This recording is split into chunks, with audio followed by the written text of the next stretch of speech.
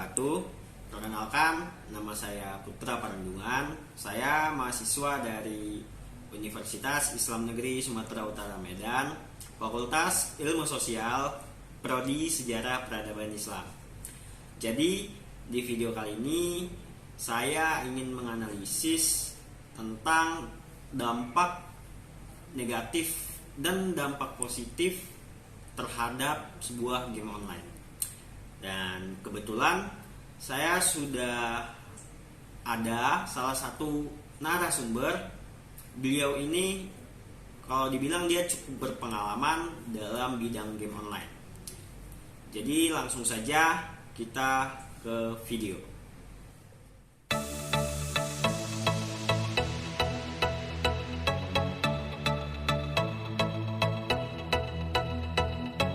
Got me, baby, I got your back. Looking at you, thinking about all of the ways that you know me, I can't get enough.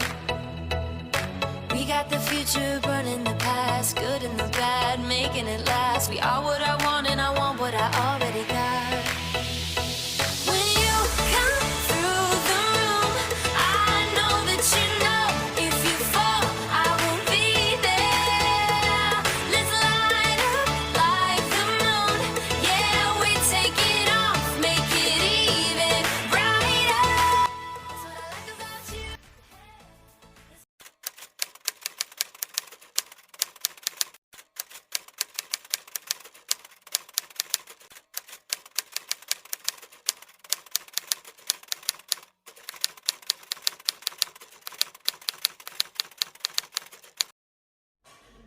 Boleh dikenalin dulu Mas, namanya siapa?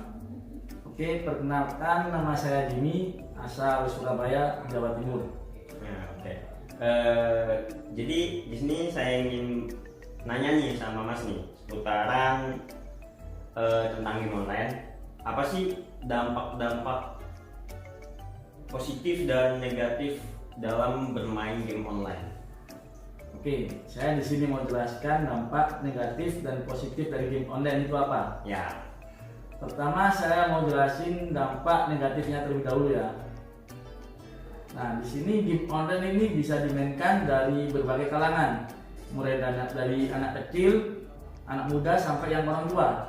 Ya. Nah, dari tiga elemen ini kita bisa menyimpulkan kalau bagi anak-anak mungkin banyak dampak negatifnya.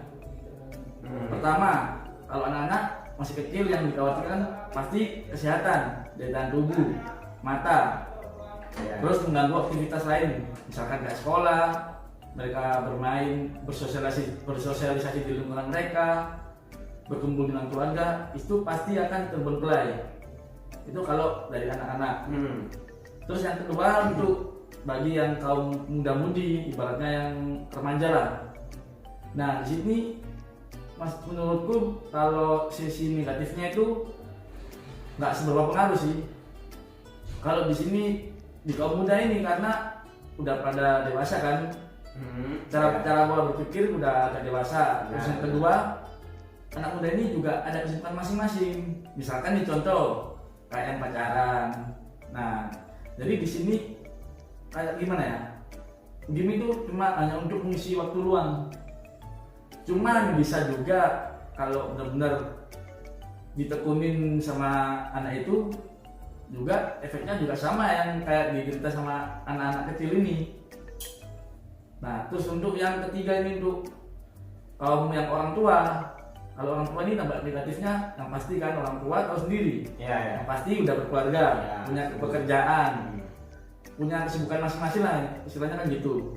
Nah, pasti kalau udah kecanduan game online, otomatis secara nggak langsung pasti meninggalkan salah satu kewajiban dari orang tua. Misalkan nih kalau yang udah berkeluarga, pulang kerja capek-capek, hiburannya main game sampai lupa anak, lupa istri, lupa makan. Nah, karena kesehatan diri kita kan juga perlu. Tapi karena kita sudah asik main game, itu bakal bisa menjadi kita lupakan segalanya. Dan itu saya alami sendiri. Baik. Itu tadi itu seputar tentang dampak negatifnya ya. Tapi kalau dampak dari positif dalam bermain game online itu apa aja tuh? Untuk dari kalangan anak kecil, remaja sama ya yang orang tua itu ada dampak positifnya nggak dari mereka gitu? Nah, kalau dampak positif pastinya sih menurutku banyak sih. Apalagi kan sekarang game online tuh didukung sama pemerintahan. Oh, udah sampai pemerintah tuh udah benar-benar full mendukung gitu ya? Udah full, buktinya aja kemarin si game masuk salah satu game e-sport contoh kayak Free Fire, Mobile Legends, PUBG kan masuk ke sampai si game. Dan sekarang iya. pun di tiap kabupaten tiap kota pun juga ada perlombaan. Itu dari ESI kabupaten, ESI kota. Itu program dari pemerintah sendiri? Dari pemerintah. Nah, dari pemerintah sendiri kan sekarang nih dengar-dengar ada akan masuk program ekstrakurikuler di tiap sekolah untuk dari game ini. Oh, jadi dari pemerintah tuh pengen memasuki dalam di sekolah nanti tuh bakal ada apa gitu ya, ekstrakurikuler Ya, gitu. bener. Kayak kalau dibilang tuh kayak ekskul gitu lah ya, Ya, apa pelajaran tambahan gitu, Nah. kegiatan tambahan. Nah, itu kategorinya dalam bentuk E-sport. game gitu. Iya, game. Jadi siswa-siswa tuh diajarin gitu. Iya, pasti. Treatment apa aja yang diajarin gitu? Yang penting sih kalau ini kan masih belum terrealisasi. Ya. Cuman dengar-dengar. Hmm. Cuman sudah banyak sih dari SCSI kota itu udah banyak mempermasalahkan ini. Bukan mempermasalahkan, membahas ini. Dan kemungkinan besar secepatnya bakal masuk ke dalam ekstrakurikuler sekolah. Nah, kenapa sekarang kayak contoh pelatih-pelatih tim e-sport yang udah besar, kayak terus orang yang publik, tapi mereka mempunyai makro dalam artian itu pengetahuan game di atas rata-rata, itu mereka wajib bisa mendaftarkan diri sebagai pelatih di ESI. Dalam artian itu ESI kan program pemerintah. Ya. Nah, di situ nanti bakal ada tahapnya, tahap A, B, C untuk yang dari komunitas atau dari publik ini masuknya tahap C. Terus untuk yang dari coach tim e-sport masuk ke program B. Jadi ada sendiri tempat-tempatnya itu dengan porsi latihan, materi ataupun praktek, dan itu saya juga belum tahu karena saya sendiri masih menunggu nih pembukaan untuk untuk pelatihan yang lisensi B ini. Jadi orang ini kan banyak masyarakat ini masih awam gitu tentang e-sports. Apa sih e-sports itu? Mereka tuh nggak tahu gitu. E-sports itu apa? Jadi mereka tuh belum benar-benar ngerti apa itu e-sports. Coba boleh nggak Mas Jimmy jelasin apa sih e-sports itu? Apa sih? Itu organisasi atau kantor atau memang di dalam e-sports itu bisa jadi sumber pekerjaan kita atau gimana? Nah, kalau e-sport menurutku pribadi yang aku simpulkan tuh gini, bisa jadi organisasi, bisa jadi pekerjaan, terus bisa juga kita sebagai kayak kita mempunyai keahlian di bidang game itu, itu bisa membuat tempat kita di situ, mencurahkan kemampuan kita di situ. Contoh nih, aku bermain game Free Fire, aku jago. Nggak mungkin dong kalau aku jago terus kalau main di tiap kota-kota terus. Nah, tapi di dalam e-sport ini, di dalam wadah, kita di sini dinaungin, itu yang namanya e-sport. Oh, e-sport itu berarti bisa dikatakan itu wadah buat kita lah, sebagai kita menyalurkan hobi. Menyalurkan hobi, mereka terbuka untuk kita gitu, sebagai wadah gitu ya. Nah, cuman kalau di e-sport itu kita hanya player-player ataupun coach-coach yang benar-benar terpilih dengan keunggulan masing-masing dari player, dari coach yang pantas benar-benar layak untuk masuk e-sport. Karena di dalam sebuah e-sport kita tuh sudah layak bekerja, ibaratnya kita bekerja, kita mendapatkan gaji, kita mendapatkan tempat tinggal, mendapatkan makan dan lain-lain. Uang juara pun kita juga merasakan. Disitulah sisi positifnya kita bergabung dalam e-sport. Jadi e-sport itu dia keuntungan dia itu apa?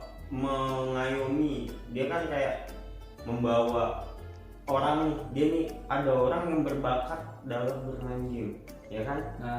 Nah e-sports ini dia wadah, dia membawa player ini untuk bergabung ke dalam mereka, ya kan, yang namanya e-sports itu. Nah, ada nggak yang mereka dapatkan dari player tersebut? Yang jelas sih pasti ada sih, karena mereka kan itu berbentuk PT. Oh, PT. Nah. Berarti kayak kantor juga lah itu. Ya, kantor itu pasti Perusahaan. Oh. Terus yang kedua mereka kan juga berbadan hukum. Nah, disitulah kita sebagai player yang udah berusaha jago, kita misal dipilih di salah satu e-sport tersebut, andai kata nih dalam salah satu e-sport itu, contoh e-sport putra. E-sport putra ini dengan player-playernya dan coachnya yang bagus, sering menjuarai turnamen-turnamen besar, akan mendatangkan sponsor yang lebih banyak. Oh, sponsor. Yang pertama sponsor, yang kedua nama e-sport. Nama e-sport Secara nggak langsung kan pasti naik. Oh iya benar. Apalagi kalau misalkan nama e-sport tersebut sampai keluar dari Indonesia. Contoh kata kayak EVOS tahun 2018 atau 2019 yang juara dunia Free Fire World Cup di Thailand. Oh, jadi Free Fire game online ini udah sampai mendunia sana ya? Udah pernah? Iya. Bahkan negara kita sendiri pernah menjuarai gitu. Free Fire pernah, PUBG pernah, diwakilin oleh Bigetron, Red Alien. Kalau ML-nya aku masih buta karena aku nggak mengikutin ML. Oke. Saya ini masih masih bingung gitu, masih kurang menangkap e-sports itu kayak gimana. Tadi bilangnya e-sports itu berbadan hukum ya. Jadi menurut saya e-sports ini berarti jatuhnya tuh kayak klub bola gitu. Apa ya, kayak klub bola ada namanya Persija, Persib, itu kan namanya tuh tim bola namanya kan. Nah, itu tuh e-sports itu sama kayak bola apa gimana? Nama timnya itu? Kalau nama tim sih nggak semua sama, cuman ada beberapa tim bola yang juga membuat e-sport. Contoh kayak Bali United, dia bikin tim e-sport namanya IOG, Island of God. Oh. Terus yang kedua Rans, tahu sendiri kan siapa yang punya? Oh, Rans tahu itu Rans punya FC. Raffi Ahmad ya. Raffi Ahmad. Ya. Kalau di e-sport, Rans e-sport. Persis Solo, sepak bola juga ada kan? Ya. Di e-sportnya Persis Solo e-sport. Nah, jadi kita ambil kesimpulan bahwa di e-sport ini kita tuh juga sebagai pekerja, kita juga tanda kontrak, kita juga di dalam kontrak itu ada klausul-klausul yang harus kita patuhin. Jadi kita nggak seenaknya kita harus melanggar, dan ada konsekuensi tersendiri jikalau kita melanggar aturan dari e-sport tersebut. Karena balik lagi, mereka udah berbentuk PT, sudah legal dan berbadan hukum. Ya, jadi semuanya punya aturannya lah dari pasti itu. Dari e-sports itu ya. Oke. Jadi dampak positif game itu pada intinya tuh apa aja gitu? Yaitu kalau kita menyikapi dampak game, tetap ada segi positif dan ada segi negatif. Tergantung kita, misal kayak aku, bagaimana aku dapat mengontrol diriku biar nggak masuk ke dalam dampak negatif ini. Misalkan kalau bocah, anak kecil, bagaimana orang tua untuk mendidik dan mengawasi anak-anaknya itu biar dampak negatif game online ini tidak berdampak buruk kepada anaknya. Oke. Dari semua dampak negatif yang Mas Jimmy ceritain tadi dalam bermain game online, ya kan? Bagaimana sih cara kita nih menghilangkan dampak negatif game tersebut gitu? Ada nggak? Misalkan dia udah nggak bisa nih mengambil positif dari game tersebut. Nah, jadi kayak gimana biar dia tuh biar nggak kecanduan lagi lah dalam bermain game online gitu. Nah, itu pertanyaan yang bagus ya menurutku. Cuma ini aku rangkum langsung aja ya, bukan lagi anak kecil, remaja sama dewasa ya. Kita langsung aja pada pokoknya, pada intinya. Kalau menurutku untuk menghilangkan rasa kecanduan terhadap game online, karena misalnya udah nggak ada penghasilan, masih main game terus, otomatis dari pihak keluarga ataupun dan lingkungannya kan agak merasa risih. Nah, kalau itu menurutku untuk menghilangkan itu kita balikin lagi terhadap pribadi masing-masing, terhadap niat kita masing-masing. Misalnya contoh, aku sendiri, aku udah merasa aku nih main game untung apa? Padahal aku main game ini cuma buang-buang waktu. Mending aku mencari kesibukan lain. Nah, kalaupun itu udah tahu kalau tidak ada keuntungan, tidak ada sisi positifnya, kalau pribadi ya udah aku stop dari sini. Emang susah untuk melakukan langsung stop. Mungkin yang biasanya main satu hari 12 jam, mungkin besok bisa satu hari 11 jam, besoknya lagi satu hari 10 jam. Dengan cara kita menyibukkan diri. Misal contoh, kita umat beragama, contoh umat muslim lah. Dengan cara sholat 5 waktu, habis sholat kita wiritan, habis wiritan entah itu kita di rumah nyapu, ngepel dan sebagainya. Kalau kita kerja, habis kerja ya udah capek tidur, meninggalkan hal-hal game tadi itu. Jadi pada intinya untuk menghilangkan kecanduan game online kembali kepada pribadi masing-masing dan niat, terutama itu niat. Kalau nggak ada niat nggak bakal bisa, karena game online ini menurutku kecanduannya ini parah. Di sisi lain harus ada faktor pendorong dari orang sekitar, harus agar ada bisa pengingat lah. Nah, pengingat terus mensupport. Dan dari itu kan otomatis kita sebagai manusia biasa punya pikiran. Kita pasti berpikir dong, bener apa enggak ini masukan orang lain? Oh iya ini bener. Kalau bener bagaimana ya aku cara mengatasinya?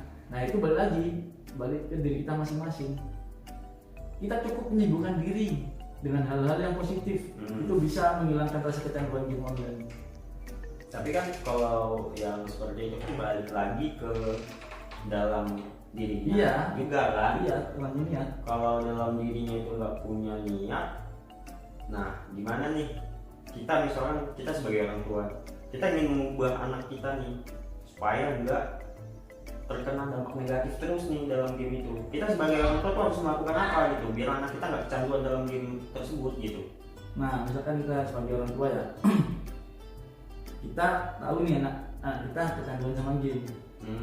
Misal nih game mobile, game HP, kita bisa dengan cara secara halus, entah itu HP-nya kita rusakin, walaupun itu merugikan kita, tapi seenggaknya secara nggak langsung itu bisa berakibat baik supaya dia udah nggak kecanduan.